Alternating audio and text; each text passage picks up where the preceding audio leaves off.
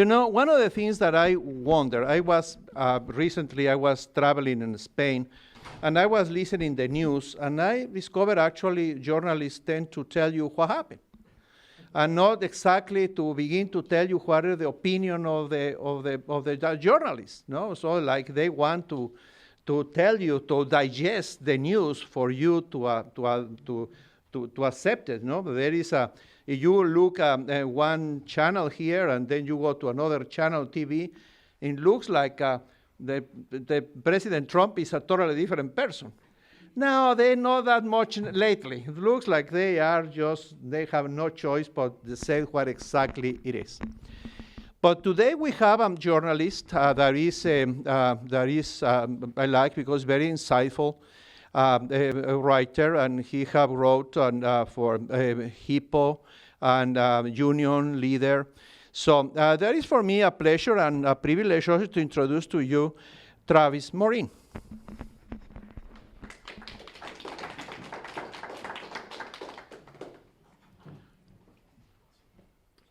Thank you very much.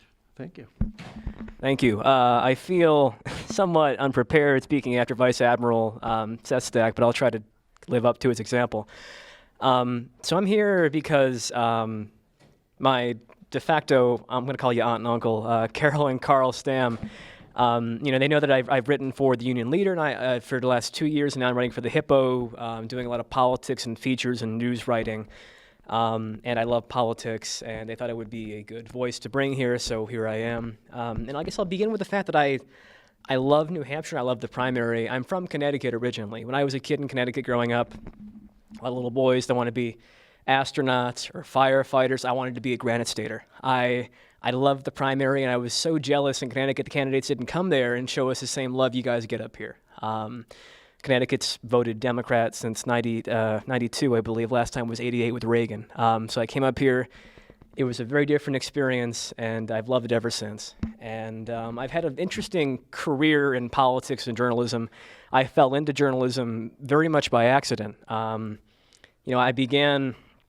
I knew I wanted to be involved in the primary. I didn't know what I wanted to do or how I wanted to be involved. In 2012, during the Republican primary, back then, I spent about 3 days working for Rick Perry's campaign as a volunteer. And I'll elaborate later if we have time, but I think I gave him pink eye. I'm not sure, but we'll get to that. And then after that, I got an internship with Channel 9. I was the first political intern they had taken on in a lot of years, and that was my inauguration into Granite State politics. I was there during the primary, covering their debates, covering their events. I got to meet all the candidates. It was my dream come true. Come election night, I was there. I'm not sure if that's still the case right now, but the town results were coming in from every small town in New Hampshire via fax machine. So there I am, 20 years old, waiting for a fax to come through. Someone had to explain to me how the fax machine worked, and that was the best experience of my life. I went to work for my college, SNHU, for 2 years after that, and then following that, I wanted to get back into politics. I knew that I didn't come up to New Hampshire to work for a college to do internal communications, so I got taken on as the deputy press secretary for Next Gen Climate, now Next Gen America, Tom Steyer's group. And that was also an experience. I got to travel across New Hampshire, meet voters from every corner of the state, wrote letters to the editor, op-eds, and wrote some speeches and commentary for folks. And then, I took some time off and I wrote freelance for a bit, and then I wrote for the Union Leader, most recently for the last 2 years. And it's my history in politics. And each time has been different. And recognizing the fact that I'm new to reporting, I can't give you how things look now compared to how things may have looked during the 80s or the 90s or the golden era of TV journalism with Tom Brokaw and all those guys. But I can tell you what I experienced on the trail during my time. And I think what's going on now is I think people are very passionate, obviously, about what they care about their issues they're there for, to the point where they're almost reluctant to speak about them. And what I've noticed is if I go out and I'm just making conversation with folks, I like to go out to coffee shops and bars and restaurants and just chat up random folks and kind of see where they stand on politics. And it's not always on the record. Very often it's not. But if I go and I'm there for a story and I say, hey, my name is Travis, I'm here with X, Y, and Z, can we discuss your thoughts on the primary? They'll all of a sudden clam up. They'll say, oh, you don't want to hear my opinion. Or they'll say, I don't want to discuss it.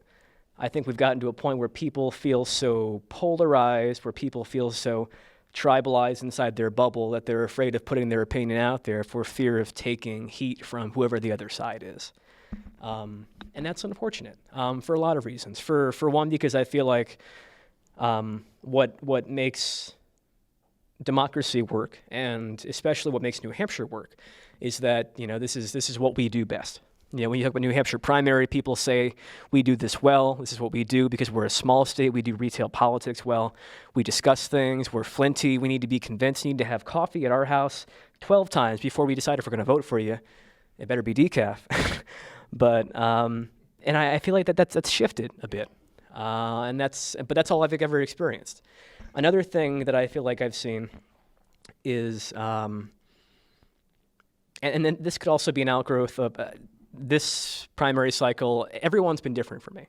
2012 obviously was all Republican. It was still, it was a wide field, and 2016 was also a big field for the Republicans. This one for 2020 for Democrats, I believe it's the biggest primary field ever. And that's shaping the way New Hampshire, I think, plays a role. Which makes me sad in the sense that, I came up here to get involved in the primary, and I think it seems as if the way things are moving now is impacting the primary and is making New Hampshire seem less important. I know that's almost heresy, but it seems as so we actually, my notes are over here, but so I did a story in August trying to get to the bottom of whether or not the New Hampshire primary was as robust, as impactful as it's been in years past. And I was doing some research on previous primary years, and so this is from August, so these numbers have changed a bit since then. But in 2016, when the GOP had their own bloated field of about 17 candidates, each of the candidates came to New Hampshire an average of 29 times, by the time of August 8th. That was when our measuring marker. Flash forward to 2020, using August 8th again as the measuring marker, all of the candidates have been in New Hampshire an average of 26 times per candidate. That doesn't sound like a whole lot, but that's a difference. And what the caveat is, that number is impacted greatly by John Delaney, who at that point had been in New Hampshire 111 times. He's been very busy. So that ratio was a bit skewed. But all that to say that New Hampshire seems as if it doesn't have the oomph it used to. And we can debate the reasons for that. If I had to give my opinion, I believe it's a combination of one. I think the DNC primary rules have obviously had a big impact on how the race is playing out. The need for the candidates to make the debates they need to get 130,000 individual contributions with, I believe, 400 from 20 individual states. And also they have to make a polling requirement in a handful of DNC-sanctioned polls, which understandable. Obviously, the DNC has to manage the field, has to make sure that the race isn't getting too big. But if you compare that to years past, take Jimmy Carter, take Bill Clinton. These were guys who were low on the totem pole, who weren't well known, who got to where they were because they campaigned and they retail politicked in a way that I don't think you can do now without being a national brand, because you need to have that fundraising going on. I mean, the closest equivalent I can think of right now is perhaps Pete Buttigieg. But if you look at where his moments are coming from, they aren't these retail politics out in a coffee shop, something newsworthy happens. It's more of a cable news moment. Pete's breakout moment, as far as I recall, was a town hall where he had called out Mike Pence for saying, if you have an issue with me, your issue is with my creator. I think it was something along those lines. And then beyond that, I think that cable news and social media has in a way cannibalized the primary, where those moments that shape the race are not necessarily happening on a local retail politics scale. So that's all that to say that I've had a variety of experiences in New Hampshire. I'm still learning, I'm still growing, and every encounter I have with a candidate or a voter appears a way for me to get a little bit more experience and see things from a different angle. And that was kind of the basis of what I had brought in preparation. I'd love to take some questions if you have them. Yeah, Carol, hi. I've been reading a lot of grumbling now about New Hampshire and Iowa having the first votes, and them being very small and very white states, and people talking about white privilege, and I'm just wondering what you think about that. And do you think it's going to change? Do you think the first primary will be taken away from us? So here's the thing. I don't ever see the New Hampshire primary, the Iowa caucus going away in realistic terms. I think Iowa's always going to go first. I think New Hampshire's always going to, Bill Gardner is going to hold the primary on Christmas Day if he needs to. The question is, what impact does it have? If you look back to the New Hampshire primary, Bill Clinton is a good example.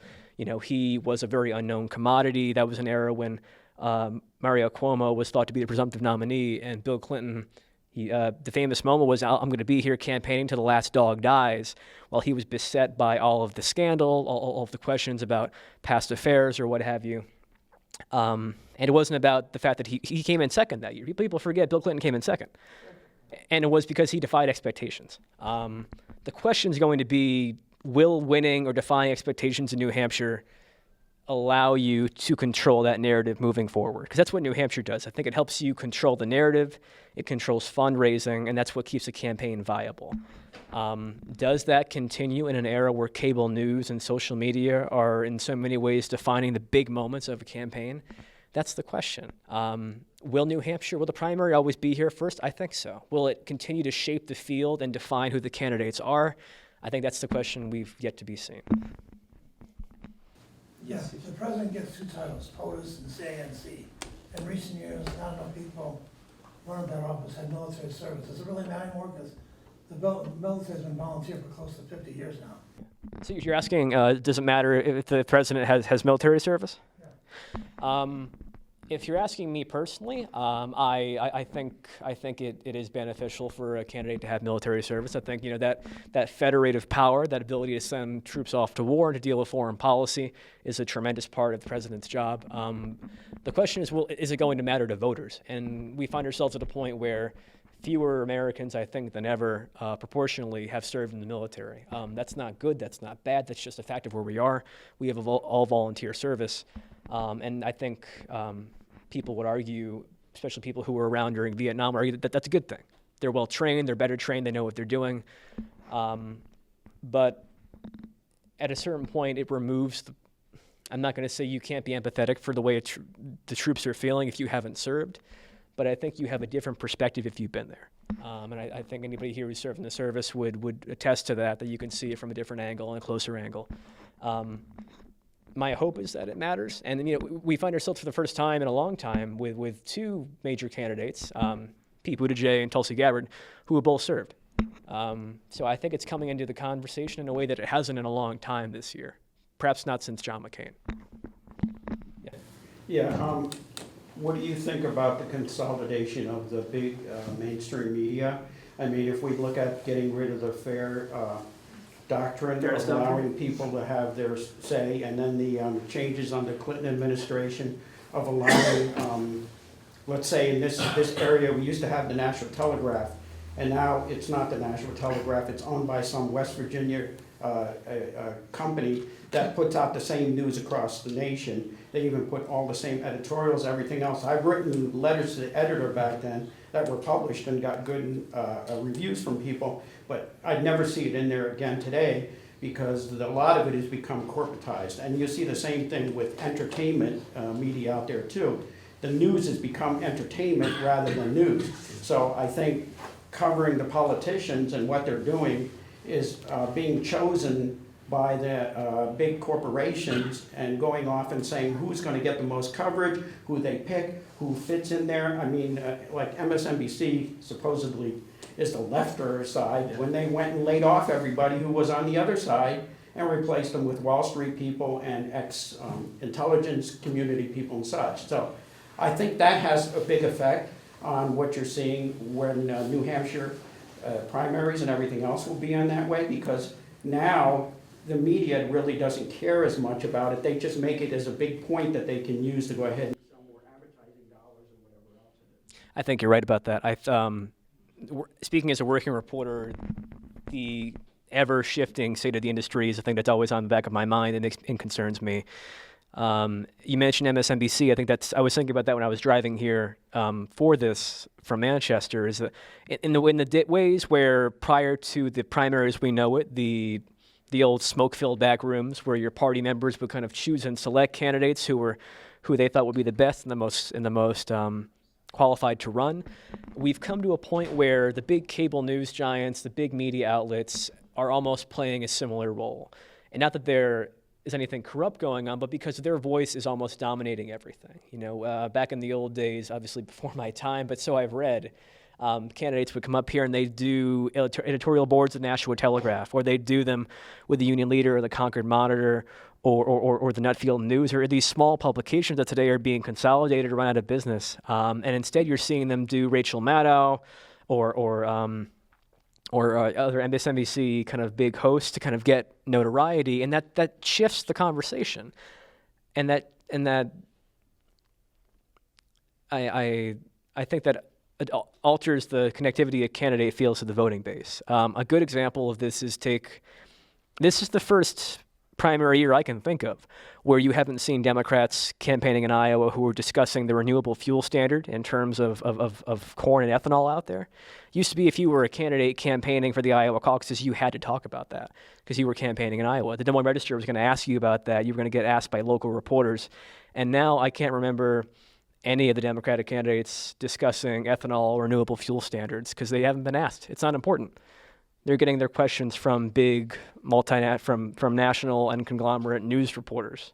And that takes the issues and nationalizes them in a way that dilutes, I think, local voter power. And I think you're right about that. The solution to that, though, is where it gets complicated. Obviously, journalism is not a money-making venture. It never has been. It was always a money-losing venture for corporations. The fairness doctrine you mentioned, I'm not sure if you folks know what the fairness doctrine is, but back when there were still 3 TV networks, you had to have equal time, where if you were discussing political issues, you needed to give time to both of them. That was repealed, and now that's where stations like Fox News and MSNBC kind of came from. They don't have to abide by that anymore. That kind of has led to us walling ourselves off into our own bubbles and picking and choosing our own facts, which is, in my opinion, the most destructive thing to a democracy you can do. If you're picking and choosing your own reality you choose to live in, without getting too into what's going on today with impeachment and President Trump. If you look to Richard Nixon, there were obviously Richard Nixon supporters back when Richard Nixon was being investigated. There were real-life Archie Bunkers who loved him and who would never question a thing he ever said. But when Walter Cronkite was sitting down and telling them the president did this, the president broke the law, the president did X, Y, and Z, they had no cause to not believe him. Whereas today, if President Trump does something that's has a whiff of impropriety and you're a Trump supporter, you can go to Fox News where they're talking about who knows what, Hillary Clinton's emails. Or the reverse. If something happens with the Democrats and you don't enjoy that, you can go to MSNBC and they're discussing Ivanka Trump's purse labels. You can wall yourself off. And when you can pick and choose your own facts and your own reality, we're not living in that same reality anymore. How does that impact the broader republic and the body politic? I would argue not in a positive way.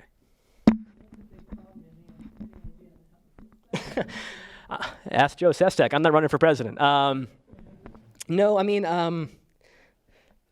barring blowing up the internet, no, I think in some ways you're stuck with what you're stuck with now.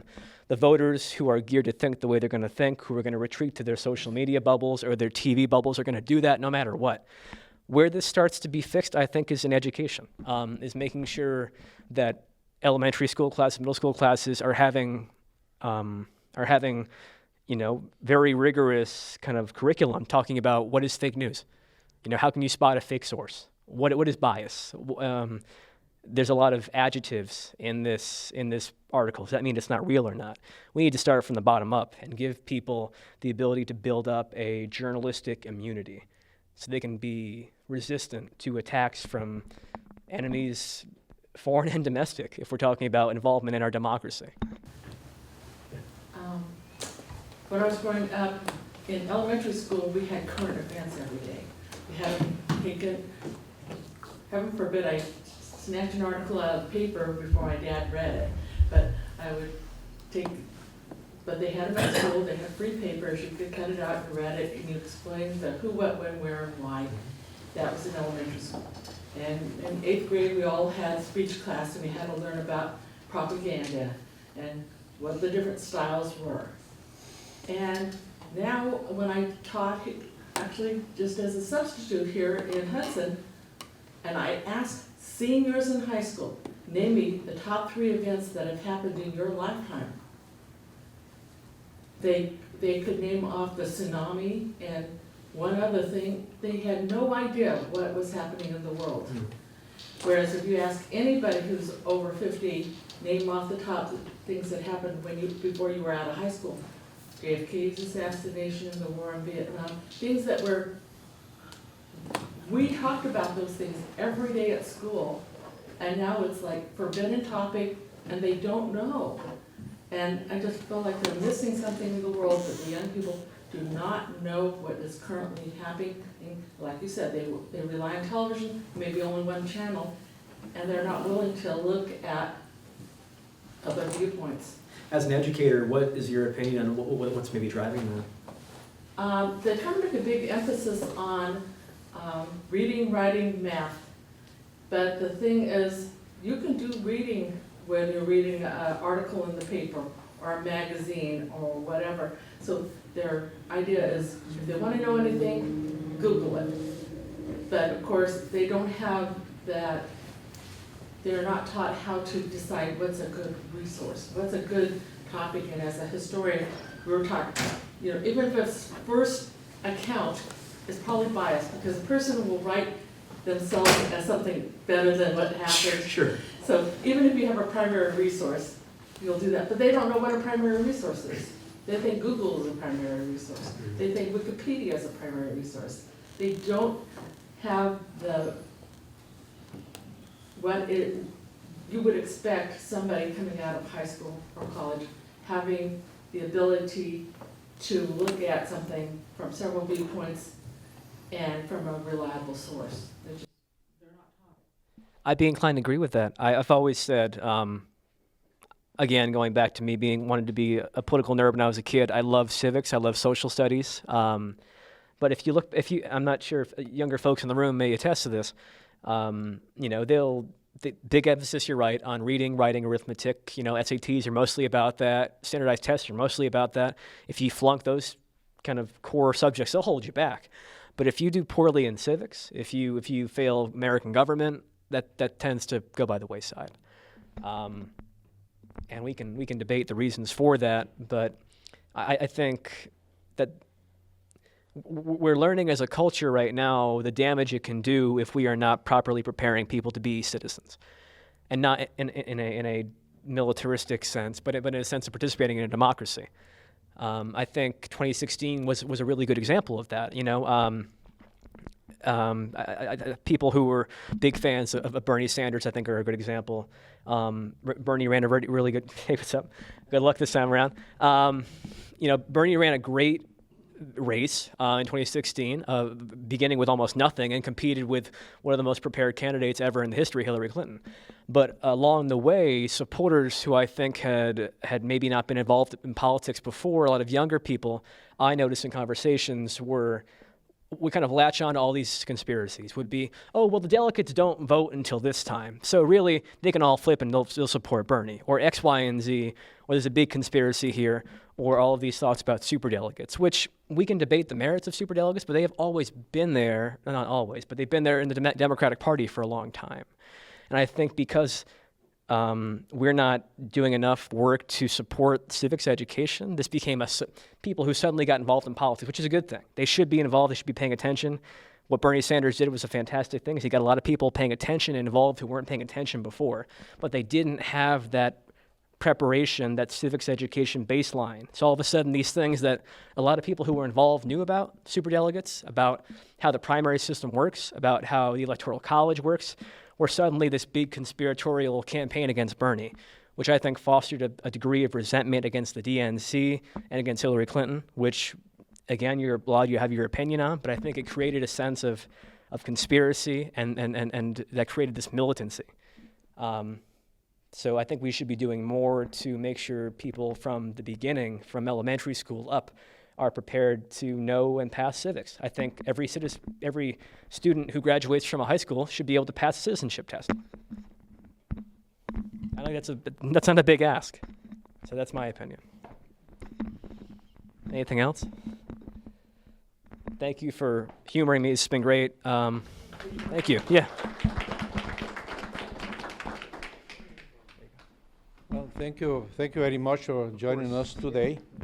And the co-chair is coming with a T-shirt for you. Thank you for being our speaker today. Thank you for having me. No, it's been great. Yes. You just saved yourself $20. Excellent. Thank you so much. So thank you for being here.